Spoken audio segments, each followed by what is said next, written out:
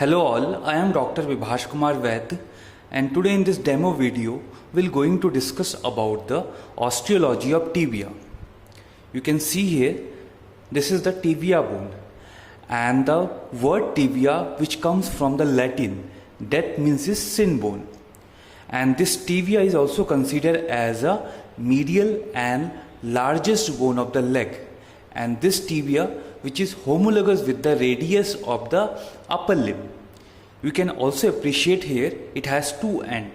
One is upper end, another is lower end. Also you can appreciate here the upper end of the tibia, which is comprises of two large flat condyles over here. You can appreciate here it is comprises of two large flat condyles.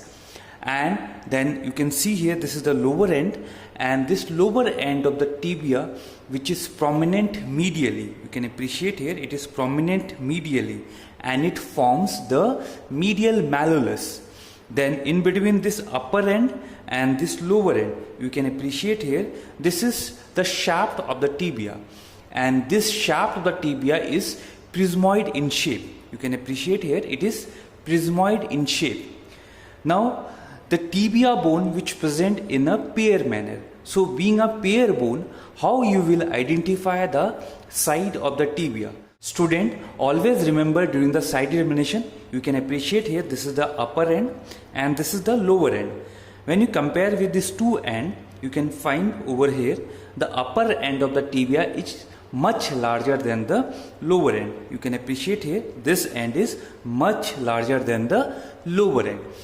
Then you can also appreciate here this is the lower end, and the medial side of the lower end is projecting downward. Here you can appreciate here the medial side is projecting downward, and this projection is called the medial malleolus. So always remember the medial malleolus is present on the medial side of the lower end of the tibia.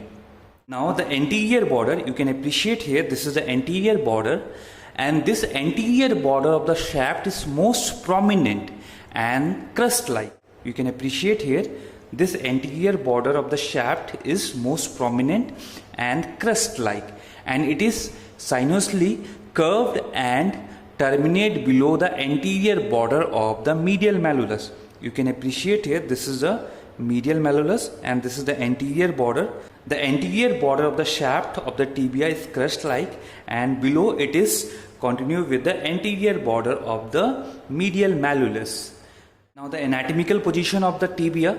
Anatomically, this tibia is held in vertically. Now the feature. So as we have already discussed, the tibia has an upper end, it has a lower end, and the intervening shaft. So first we are going to discuss about the upper end of the tibia. So as we have already discussed, the upper end of the tibia is comprises of two flat condyles over here, which overhang over the posterior surface of the shaft. You can appreciate here it is comprises of two condyles, large condyles, and these two condyles which is projecting or overhang over the posterior part of the shaft of the tibia. The upper end of the tibia has the medial and the lateral condyles. This one is a medial condyle, this one is a lateral condyle, and the intercondylar area. You can appreciate here in between the medial and the lateral condyle, this area is called the intercondylar area. Along with this, it has a tuberosity. So here you can see this is the tuberosity of the upper end of the tibia. Now first we are going to discuss about the medial condyle. So this one is a medial condyle, and this medial condyle is larger than the lateral condyle. When you compare with these two condyle, you can appreciate here this condyle is larger than this lateral condyle. So it is larger than the lateral condyles. Its superior surface is articulate. You can appreciate here the superior surface of the medial condyle is smooth and it is articular, and it articulate with the medial condyle of the femur. The articular surface is oval. You can appreciate over here this surface is oval in shape, and its long axis is anterior-posteriorly. You can appreciate here the long axis of this articular surface is anteroposteriorly. Then the central part of this surface is slightly concave. You can find over here, this is the central part of the superior surface of the medial condyle. It is slightly concave, while the peripheral part is slightly convex. And this central part, which is concave part, and this part is comes into direct contact with the femoral condyle. And this peripheral elevated part or flat part, which is separated from the femoral condyle by the medial meniscus. The lateral margin of the articular surface is raised to cover the medial intercondylar tuberosity. So here you can see this is the lateral margin of this condyle. The posterior surface, you can appreciate here, this is the posterior surface, and this posterior surface of the medial condyle has a groove. Here you can find it has a groove. Now the anterior and the medial surface, so this is the anterior surface and this is the medial surface. So this anterior and the medial surface of the medial condyle are marked by numerous vascular foramina. You can appreciate here it is marked by small minute vascular foramina over here. Now the lateral condyle. So here you can see this is the lateral condyle, and the lateral condyle is overhangs the shaft more than the medial condyle. You can appreciate here it is overhang more as compared to the medial condyle. And this lateral condyle and the superior surface of the lateral condyle, you can appreciate here this is the superior surface of the lateral condyle, and this surface is articular and it articulates with the lateral condyle of the femur. The articular surface is nearly circular. You can appreciate the articular surface is nearly circular, while the articular surface of the medial condyle is oval in shape. So it is nearly circular, as in the case of the medial condyle. The central part, here you can see this is a central part, and this central part is slightly concave and it comes in direct contact with the femur. What the peripheral part, so this part, this peripheral part of the lateral condyle is flat and it is separated from the femur by the lateral meniscus. The articular surface has a raised medial margin. This articular surface also raises the medial margins, and this medial margin which covers the lateral intercondylar tubercle. Then the posterior inferior aspect, here you can see this is the posterior inferior aspect.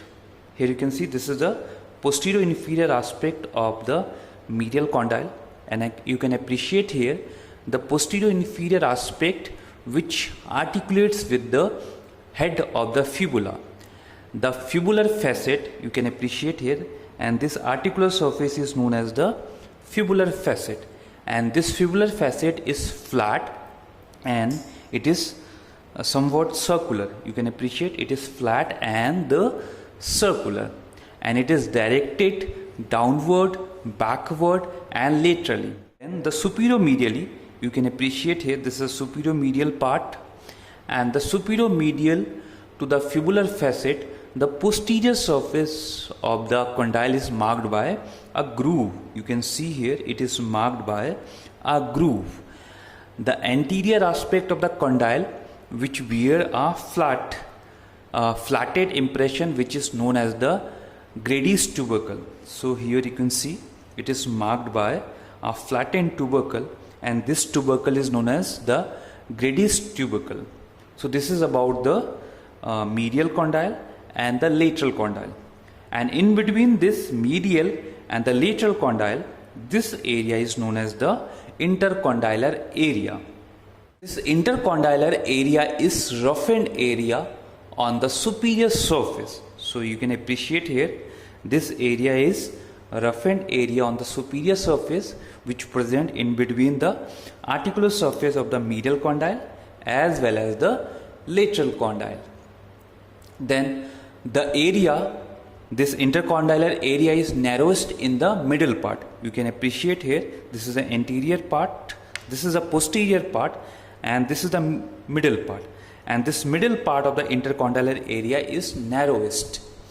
And this middle area is elevated and form the intercondylar eminence. And this eminence which flanked by the medial and the lateral intercondylar tubercle. So here you can see this is the intercondylar eminence, and this intercondylar eminence is flanked by this lateral condylar tubercle and this medial condylar tubercle. So this is the intercondylar eminence, this is a medial condylar tubercle, and this is a lateral condylar tubercle. Now the tuberosity. So here you can see this is a tuberosity of the upper end, and this tuberosity of the tibia is prominence, and it is located on the anterior aspect of the upper end. So here you can see this is the upper end and this is the anterior aspect of the upper end, and this tuberosity which is located the anterior aspect of the upper end. And this tuberosity is formed the anterior limit of the intercondylar area. You can appreciate here, this is the intercondylar area, and here you can see this is the anterior limit of the intercondylar area. So just front to the anterior limit, here we can appreciate this is the tuberosity. And inferiorly this tuberosity is continuous with the anterior border. Here you can see, you can appreciate over, this is a tuberosity, and inferiorly it is continuous with the anterior border of the shaft. Then the tuberosity is divided into the upper smooth part and the lower rough area. Here this is the smooth part which is present in superiorly, while the roughened area which present in the inferiorly. So that's why this tuberosity is divided into upper smooth part and the lower rough part. The epiphyseal line for the upper end of the tibia passes through the junction of these two parts. So this epiphyseal lining which passes in between these two parts, upper smooth part and the lower rough area. So this is about the upper end of the tibia. Now we're going to discuss about the shaft of the tibia. So as we have already discussed, the shaft of the tibia which present in between the upper end and the lower end. So this part is called the shaft. The shaft of the tibia is prismoid in shape. As we have already discussed, it is prismoid in shape. Here you can see, and it has three border and three surface. It has a anterior border here, it has the medial border, the lateral border, and it has three surface: the anterior-medial surface, anterior-lateral surface, and the posterior surface. So first we're going to discuss about the border. So here this is the anterior border.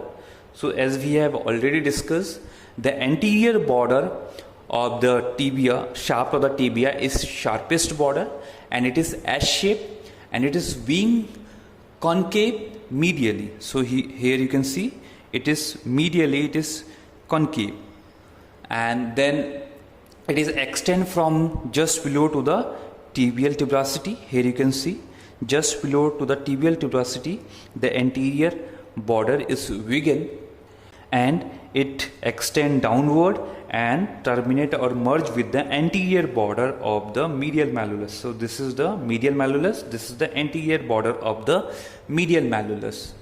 This anterior border is subcutaneous, and this border is also forms the shin of the tibia. Now the medial border. So here you can see this is the medial border, and this medial border is rounded, and it is extend from the medial condyle. So just below to the medial, this is the medial condyle, and just below to the medial condyle this border is vegan, and it extend downward, and inferior it is merged with the posterior border of the medial malleolus. So this is the medial malleolus, and it is merged with the posterior border of the medial malleolus. Then the interosseous or lateral border. So here you can see this is the interosseous border, or this interosseous border is also known as the lateral border, and over the lateral border we have attachment of the interosseous membrane. So that's why this border is considered as a interosseous border. And this lateral border, which is extend just below to the lateral condyle, and it extend downward, and inferiorly it merge with the anterior margin of this fibular notch. Here you can see this is the fibular notch, and it is merged with the anterior part of the fibular notch. So this is about the border. This is the anterior border, this is a medial border, and this one is known as the lateral border or interosseous border. So in between these borders we have a surfaces.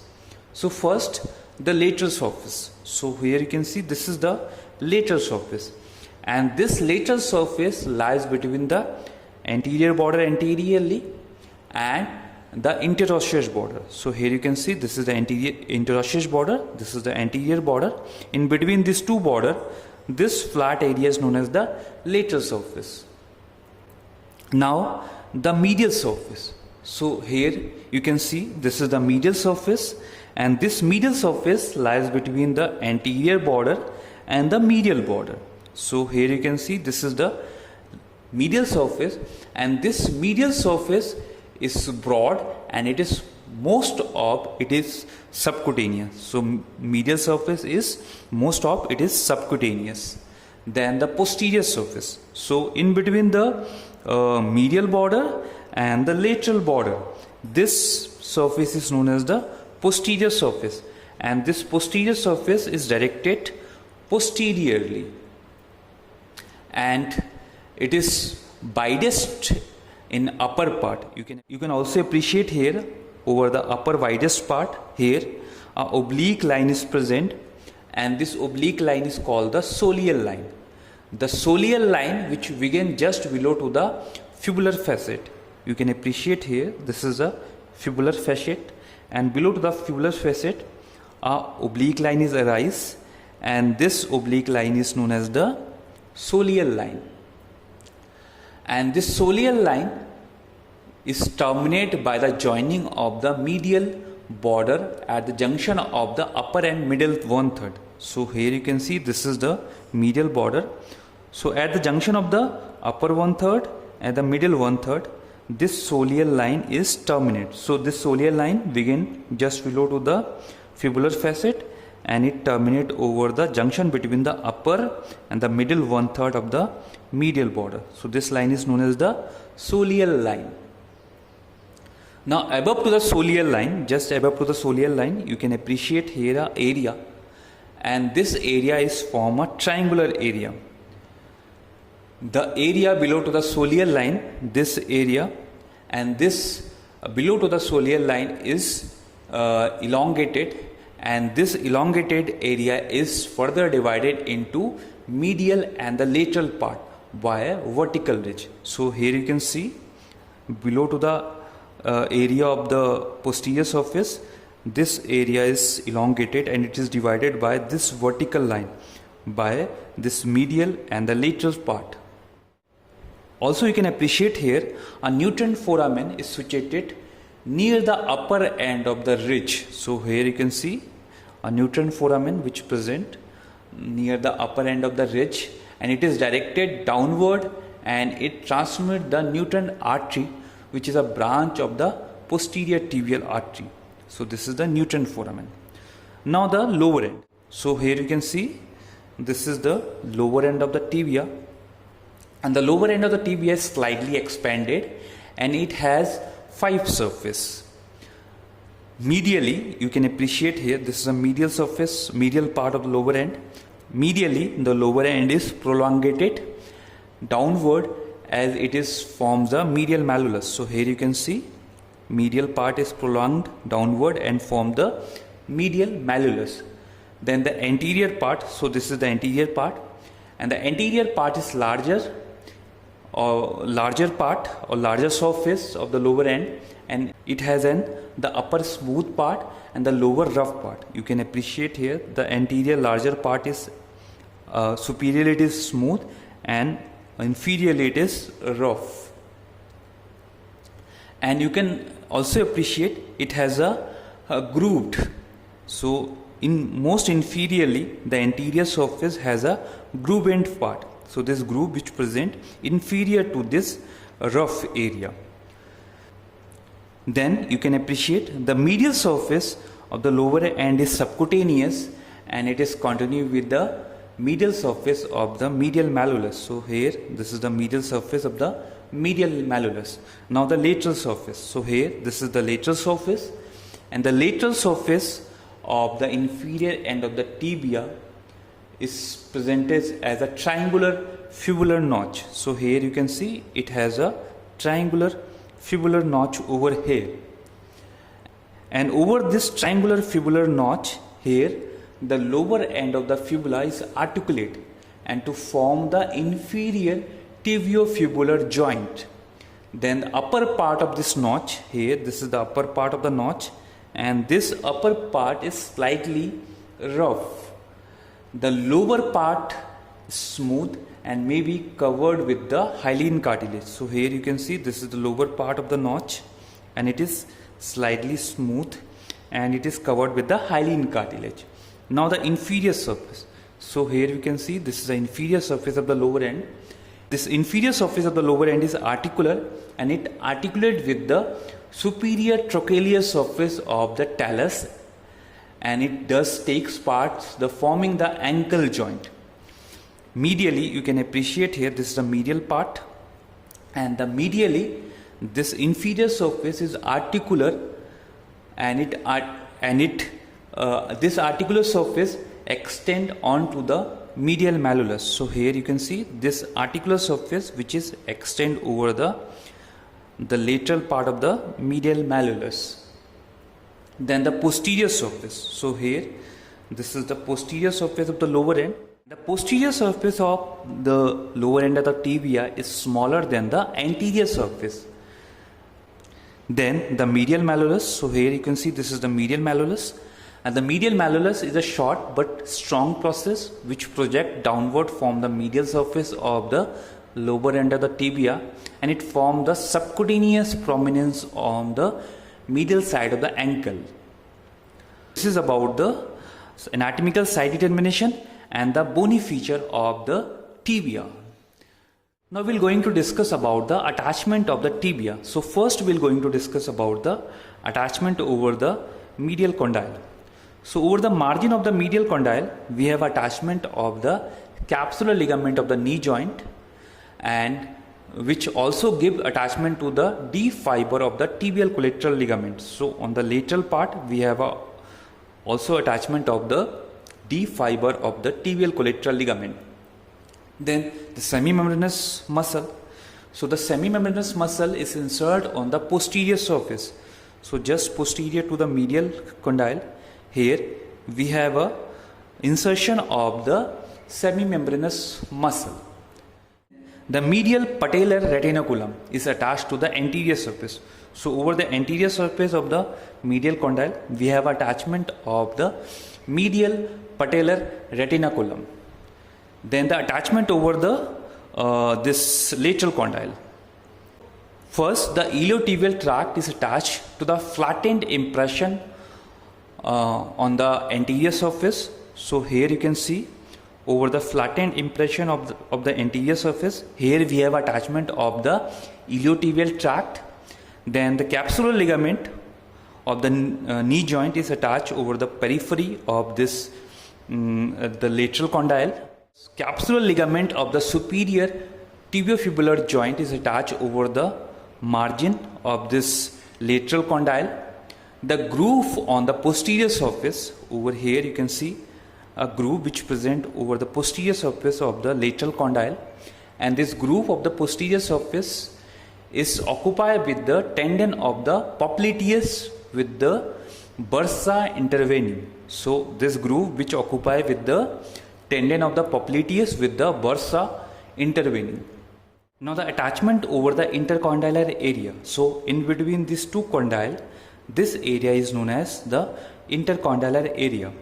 So anterior to posterior or before to backward, This intercondylar area is divided into the anterior part, the middle part and the posterior part. So over the anterior part of the intercondylar area, which provide attachment from the anterior to posterior, is the anterior horn of the medial meniscus, the anterior cruciate ligament and the anterior horn of the lateral meniscus. So over the anterior part we have three attachment: the anterior horn of the medial meniscus, the anterior cruciate ligament and the anterior horn of the lateral meniscus.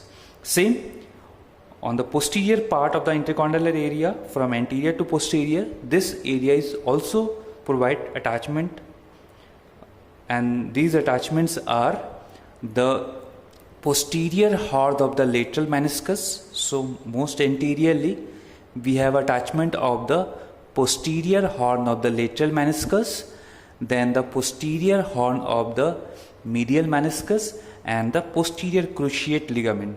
So anteriorly we have attachment of the posterior horn of the lateral meniscus, the posterior horn of the medial meniscus and the posterior cruciate ligament, and combinedly this intercondylar area which provide 6 attachment. Most anteriorly the anterior horn of the medial meniscus, the anterior cruciate ligament and the anterior horn of the lateral meniscus, then the posterior horn of the lateral meniscus, the posterior horn of the medial meniscus and the posterior cruciate ligament. You can also remember these attachment with the help of one of the mnemonic, and this mnemonic is the Medical College, Lucknow Medical College.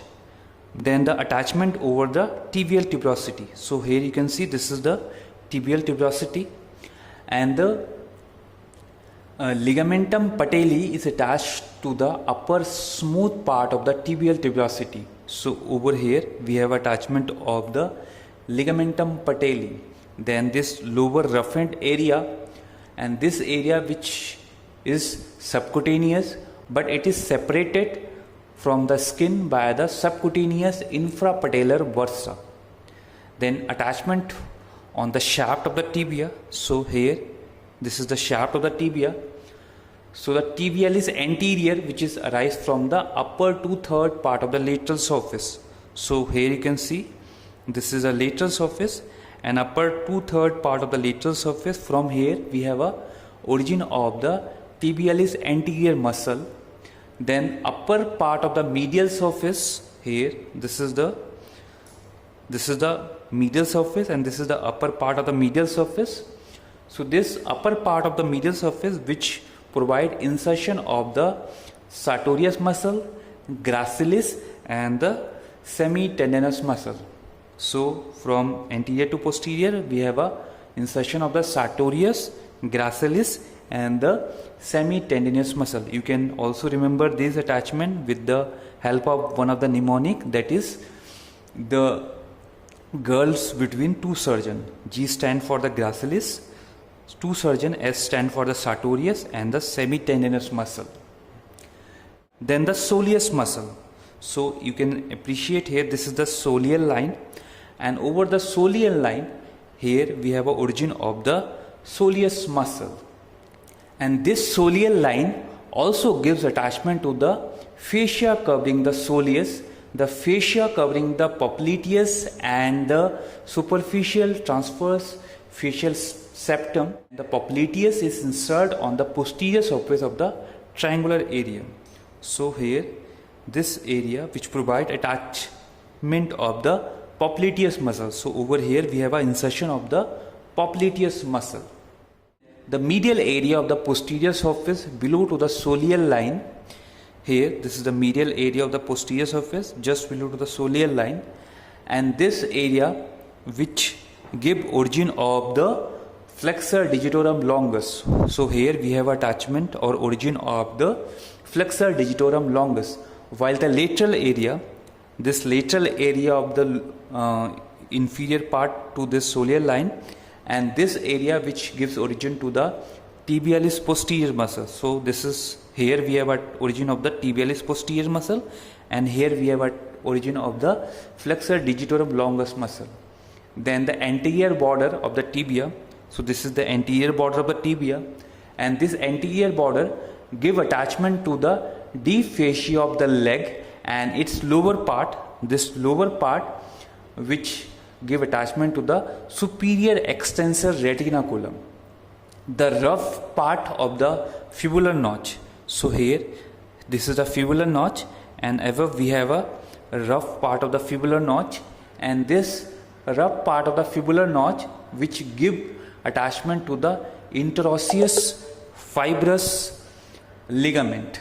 Then the capsular ligament of the ankle joint is attached to the lower end along the margin of the articular surface, and the deltoid ligament of the ankle joint is attached over the medial malleolus. So over here we have a attachment of the deltoid ligament. Now the relation of the tibia, the lower part of the anterior surface of the shaft and the anterior aspect of the lower end is crossed from the medial to lateral side by the tibialis anterior extensor hallucis longus, the anterior tibial artery and deep peroneal nerve, and the extensor digitorum longus and peroneus tertius muscle. So these are the structure which passes from the lower part of the anterior surface or shaft of or anterior aspect of the lower end. Then the lowermost part of the posterior surface. So here this is the lowermost part of the posterior surface, and this part is related from the medial to lateral, side to side is tibialis posterior, which lies in the groove the flexor digitorum longus, the posterior tibial artery, the tibial nerve and the flexor hallucis longus, and the groove for the tendon of the tibialis posterior continues with the downward on the posterior surface. You can see here this groove continues downward and continue with the posterior lower surface. And the lower 1/3 of the medial surface, this lower 1/3 of the medial surface is crossed by the great saphenous vein. So this is all about the osteology of tibia. I hope all of you understood the topic. Thank you for watching.